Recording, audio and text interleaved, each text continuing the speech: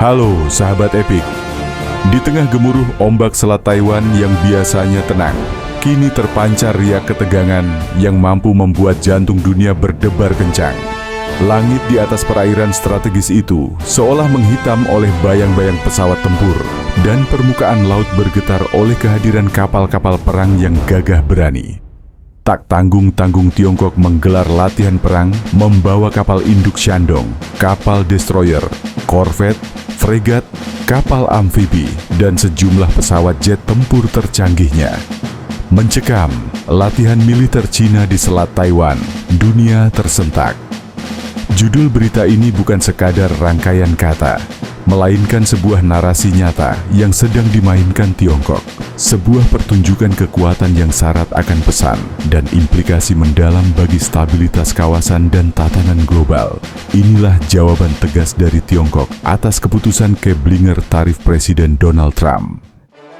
Berbagai sumber berita internasional, dari kantor berita terkemuka di Amerika Serikat hingga media Eropa dan Asia, serempak menyoroti intensitas latihan militer yang digelar oleh Tentara Pembebasan Rakyat (PLA) China di dekat Pulau Taiwan. Latihan ini yang melibatkan berbagai elemen kekuatan tempur, termasuk Angkatan Darat, Angkatan Laut, Angkatan Udara, pasukan roket, dan pasukan dukungan strategis, digambarkan sebagai simulasi serangan komprehensif terhadap pulau yang dianggap oleh Beijing sebagai bagian dari wilayah kedaulatannya. Retorika dari Beijing sendiri, sebagaimana dikutip dari berbagai media pemerintah Cina, menegaskan bahwa latihan ini merupakan respons yang tegas terhadap aktivitas separatis di Taiwan dan campur tangan kekuatan eksternal, terutama Amerika Serikat, yang terus memperkuat hubungan dengan Taipei. Namun, narasi dari Taipei dan Washington memiliki sudut pandang yang berbeda. Pemerintah Taiwan mengecam keras latihan militer tersebut sebagai tindakan provokatif dan intimidasi yang mengancam perdamaian dan stabilitas regional. Mereka menegaskan komitmen untuk mempertahankan demokrasi dan kedaulatan mereka, sambil terus menjalin kemitraan strategis dengan negara-negara yang memiliki pandangan serupa, termasuk Amerika Serikat. Washington, melalui berbagai pernyataan dari para pejabat tinggi, menyerukan kepada Beijing untuk menahan diri dari tindakan yang dapat meningkatkan ketegangan dan menegaskan kembali komitmennya terhadap Taiwan di bawah Undang-Undang Hubungan Taiwan. Di balik layar ketegangan yang meningkat ini, berdiri Komando Teater Timur PLA, Dongbu Janchu, sebuah kekuatan militer yang ditugaskan secara khusus untuk wilayah geografis yang mencakup Selat Taiwan. Komando ini merupakan salah satu dari 5 komando teater utama PLA yang dibentuk melalui reorganisasi militer besar-besaran pada tahun 2016. Tanggung jawab utama Komando Teater Timur adalah menjaga keamanan dan kedaulatan Cina di wilayah timur, yang secara implisit mencakup potensi operasi militer terhadap Taiwan. Struktur organisasi Komando Teater Timur sangat kompleks dan terintegrasi, mencerminkan doktrin operasi gabungan modern yang dianut oleh PLA.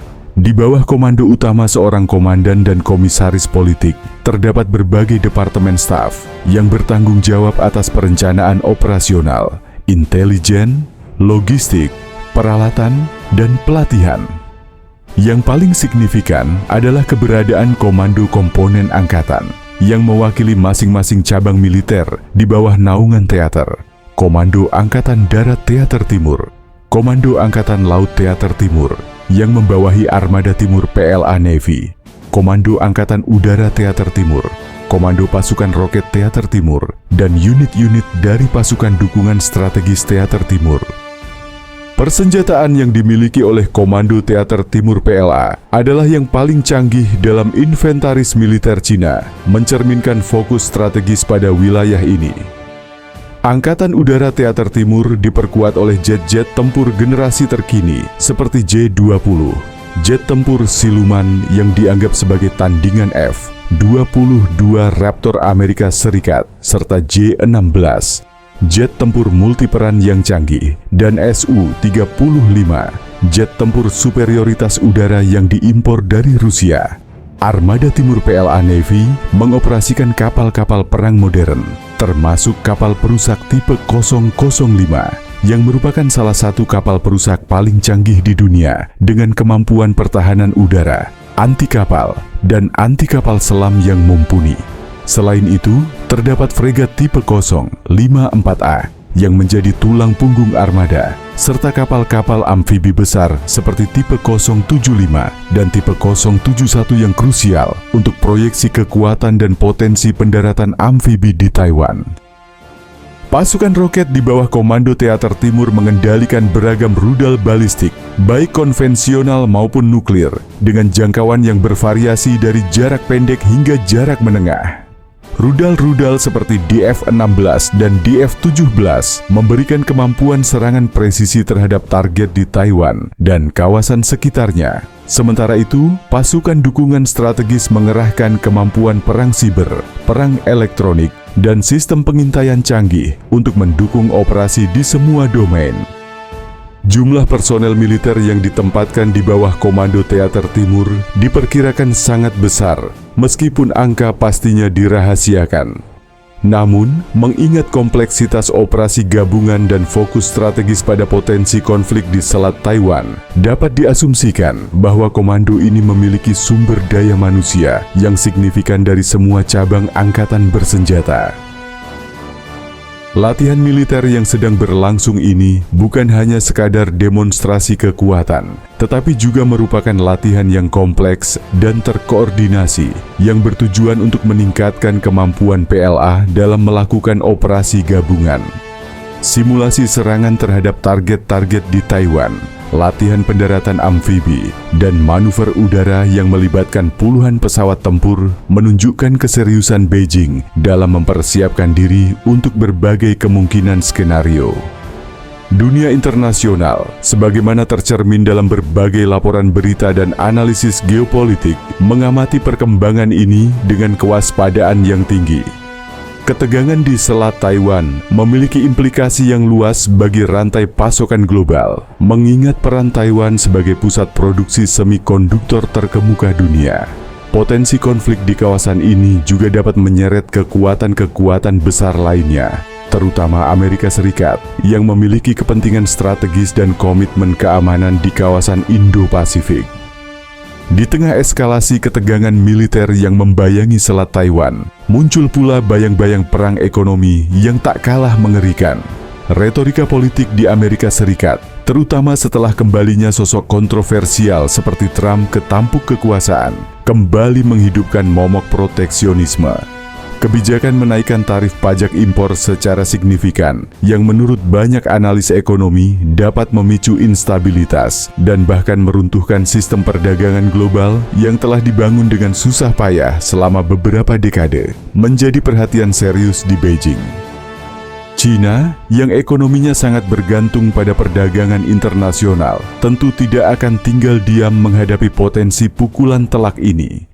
Sebagai respons, sebuah ancaman yang jauh lebih mengguncang muncul dari balik tirai bambu, invasi ke Taiwan.